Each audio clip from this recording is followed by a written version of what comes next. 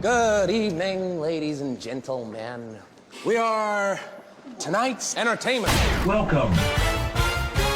Now, ladies and gentlemen, we're broadcasting from the only place in Decatur where you can make anything from a birdhouse to a photon beam flux capacitor thing.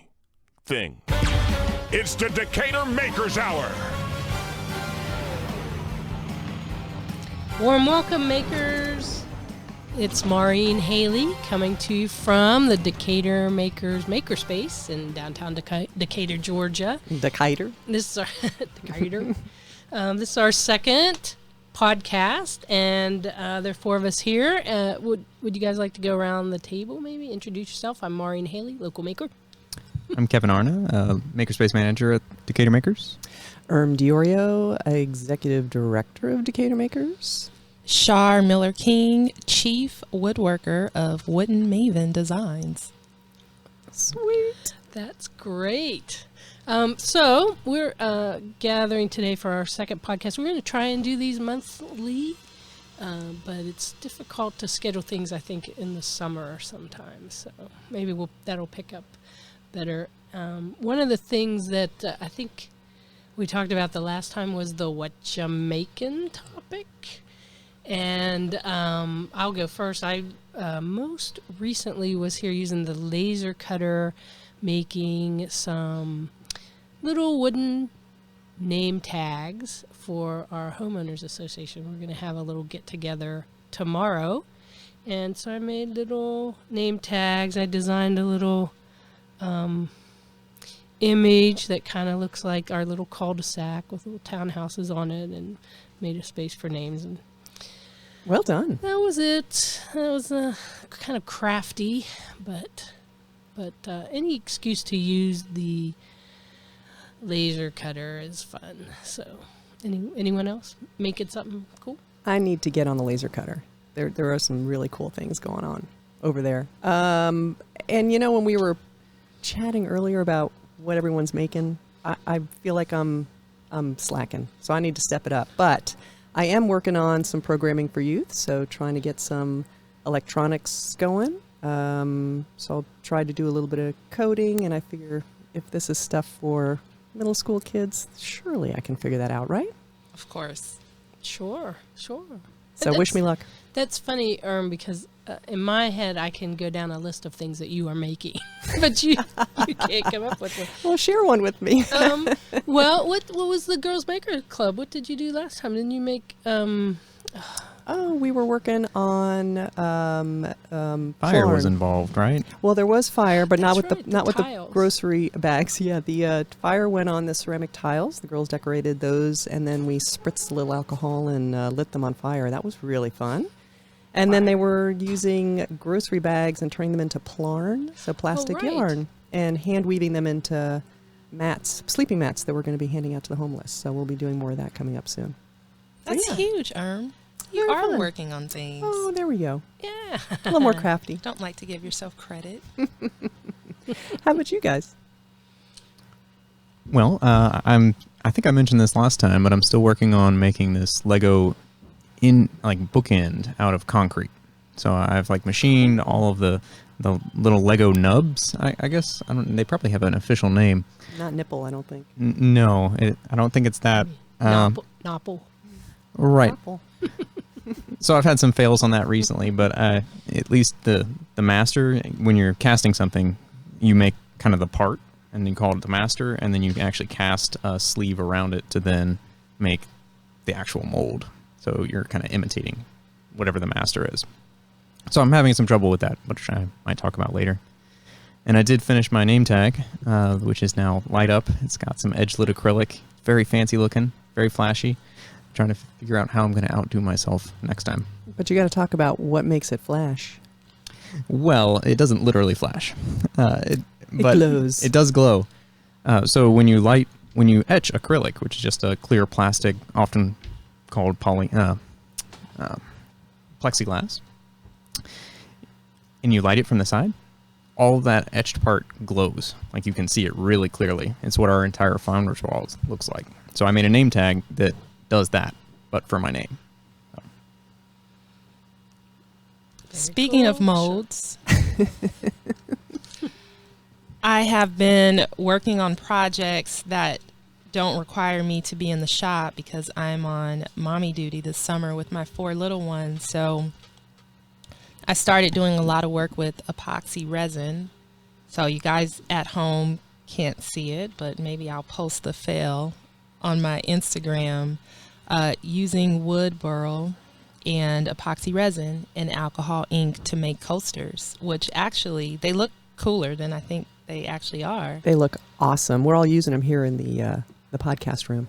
Yeah, we all have our large tumblers of water on our epoxy coasters. So the cool thing about epoxy, it's really popular in the woodworking community, but everybody outside of it doesn't really know about it yet. So we can still like impress other people, Right, With oh my gosh, that's so cool. But So cool. all of my like Instagram friends are like, please don't post another video about pouring. We're gonna unfollow you. But everyone else is like, okay, 4-year-olds, they're impressed. My twins are impressed by it, but it's actually pretty easy. And and I are going to get together next week and Maureen, Yes. and have an epoxy pouring party where it actually comes out looking great. But it's And my invitation is in the mail. Kevin, like I feel like you know 20 times more than I do. You're like, yeah, I did that in 5th grade. No. I know very little about epoxy resin. All right. It's all academic knowledge. So next week, Cassie and Savannah, who are my 4-year-old twins, are going to host an epoxy resin class for everybody here at the Makerspace. Yeah. Let's post it. I'm so excited. We should totally do that. And I promise you, they will lead it. So you mix a part A, part B, one's resin, one's hardener. Stir it for about 4 minutes, very slowly, so that you work out all the bubbles. And it's best if you have a silicone mold, which I know you're familiar with, Kevin. I'm familiar And- with making bad ones. Or you can just purchase them from Amazon, pour it in the mold. There's a couple of different options you have here. You can use acrylic paint, alcohol ink paint, or powder pigments, which tend to have sort of a glittery effect to them. Oh, glitter. I know. So there's so many cool possibilities that you can make, and the cure time is usually about 24 to 48 hours, but depending on the type that you can get it to dry within an hour, which Very is cool. a great, easy, cool project that you can make with little setup, little cleanup, as long as you don't spill it. 'Cause I still haven't figured out how to scrape dry resin off of anything. Not that I spilled any yesterday on something that I shouldn't have spilled it on. But they're really cool. So that is my latest thing, is experimenting with something cool and incorporating wood, as always. I was just into going the to say that projects. the wood part is really, really cool. That kind of adds a special something with the unfinished edges and lots of Yeah. creativity going on right here. I'm trying to, and this is actually wood burl. If you're familiar with a tree, sometimes you'll see like a growth on the tree, and it's sort of a deformity that's part of the tree, but to us it's something beautiful because when you slice it, the edges are just sort of natural and sporadic and not necessarily defined lines. So I found this piece. It was maybe $3 or $4 at Carlton's Rare Woods and Veneers near Midtown. Love that store. I know, I like the word burl. right? It's pretty It's warm. It's warm. Yeah, so that is what I've been working on. And also, I don't know if you guys knew that I went to a conference a couple weeks ago called Haven Conference. The Wood Maven went to the Haven conference? The Wood Maven went to, say that 5 times fast. Haven is for DIY bloggers, mostly for interior decorators, which I was confused as to why they asked me if I would speak at this conference. I'm like, you should see my house. It does not look like it's been decorated ever. It still looks like a bachelor pad. But you make art with your wood. You're right, but I make things out of wood. So they asked me to come and sit on a panel where people talked about alternative streams of income in addition to having a blog. So I spoke about the classes that I teach here at Decatur Makers. Oh, cool. And it was really good because a lot of people had not thought about that. They had questions for me afterwards. We talked about liability waivers because that's people's main concern if they're going to be teaching people how to use power tools. That was a lot of fun, and there actually was an epoxy pouring class there too, which I took, so now I feel like I can do it. And ironically enough, the same people that put on Haven also do another conference, Workbench Con, which I hope more of us can go to. It's in February. Here in Atlanta? In Atlanta, that I'll be on another panel. And ironically, they want me to talk about work-life balance. And I'll just like in the background have like a slideshow of my kids here all the time. I'm like, I bring my kids to work. That's how you get work-life balance. So I'm really excited. It's nice though that you can Yeah. bring them to work. I know. Well, I left them home today because I don't know if you remember the last time one of them came upstairs and told me they cut themselves. Someone had to cut them. You guys can't go. You learn by mistakes, you Right? know? Pressure I know. on it until That's we're right. done. I know. Exactly. Is it bleeding? I mean, is Direct it like pressure. pouring out? You'll Are be you feeling fine. lightheaded? You're right. okay. Drink some water. Just go find the super glue. You'll be fine. So that's what I've been working on this summer. Wow, that's exciting that you're speaking at conferences and stuff like that. Yeah, It is. that's because add that to your schedule. Your very busy schedule. I know. That's cool. All right, where were we? We were epoxy. You know what I wanted to say about these epoxy coasters is that I'm surprised they're so light. Like when I see, I've only watched videos of them, and they do those epoxy pours in the tables. And it seemed to me they take a heavy piece of wood and added a heavier material in there, and it seemed really. And now I see that it actually would lighten it up, possibly. Right. And it also depends on the type that you're using. And usually That's most true. of the weight comes from the wood. Mm-hmm. That's Yeah. what makes it really heavy. Oh, by the way, you might enjoy this, Kevin. I know a guy who has just a basement full of like lumber, and he gives it away. He gives. Ooh. Is he here? He lives in Decatur. He's about to have a lot more friends. I scored some red oak, like a huge slab of red oak. And there was another piece he was going to give me, but it was too big to fit in the car. Oh, So he said he was going to drop it off at my house. I'm like, how much do you want for that? He was like, oh, just give me $30. If you bought that, $200 easily. Really? Yep. Oh, that's nice. Yep. Yeah. So if you want the hookup on the guy that gives me the stuff on the low, hit me up on Instagram. Decatur Makers will be doing that shortly.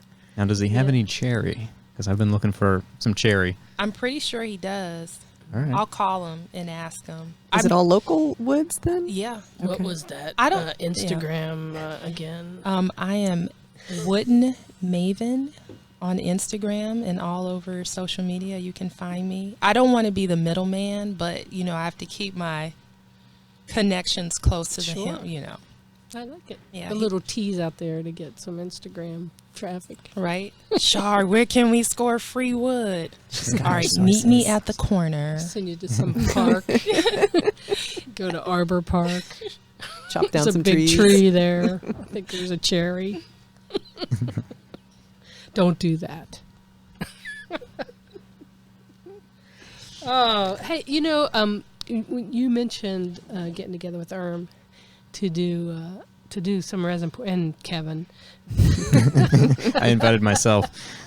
And one of the things we just mentioned was collaborating with other makers. And one of the cool things I think about Decatur Makers or a makerspace in general is the opportunity to work with other people. So I was just going to talk. We'd all talked about what we made, right? We all got around. Yeah. And for me, some of the coolest things I've done here and some of the things that keep me coming back, because I actually like to tinker around in my basement, and if I'm coding or doing something that takes concentration, I kind of find that I like to do it at home where it's quiet and it's just my dog to disturb me. But like we've done some community builds here where one of the festivals has asked us to do something, or the city asks us to do something. And those are some of the most fun things because the woodworking people get involved and electrical people get involved, and then the more artistic people who know how to make things look good and not, not just have wires sticking out of it show up. And so I guess, I don't know in terms of, I guess I'm just asking if you guys have any good, interesting experiences in terms of collaborating in your making. I know one of the things that we had talked about at one point was having more projects than skills. Like having a project you want to do that you don't quite have a skill to do. And I feel here that I could, just about anything I want to do, I could find someone here that would sort of hold my hand and for the skills that I don't have. I don't know. Anything, did that ring a bell for anyone or prompt you into any thoughts or not? You know, I haven't done, I guess it depends on what you mean by collaboration, because I think I've done a lot of what you're referring to where I don't have a skill and I'll reach out to somebody that I know who does. So like Bill Sandage, I go to just about all the time when I have problems with electronics. Recently, Bill Crispell has been getting the metal lathe running, and I've been asking him a ton of questions about, okay, so how do I make this not look as bad as it looks?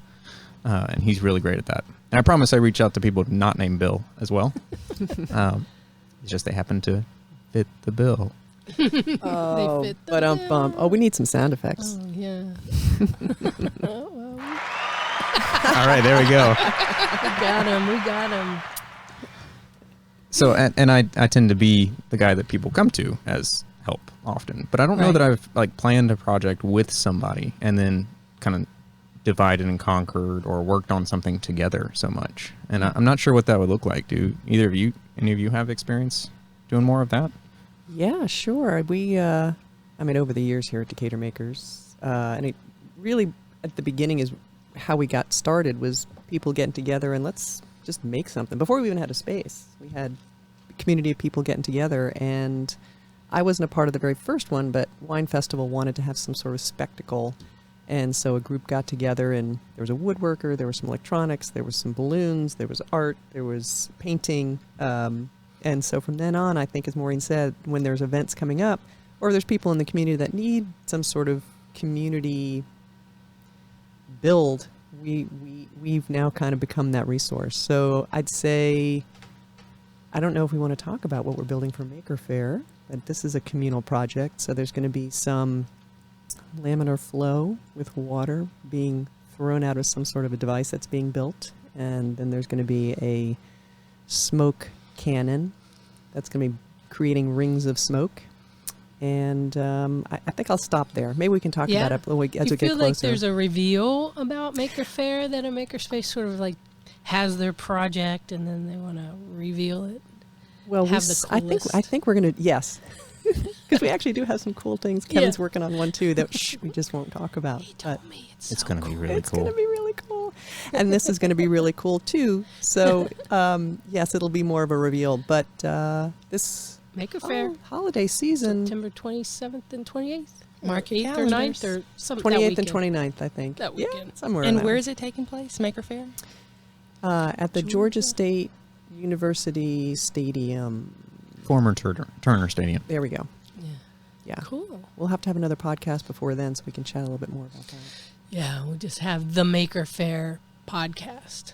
Oh, maybe we can even broadcast from Maker Faire. I don't know. We'll have to check in with Decatur FM, our buddy and partner.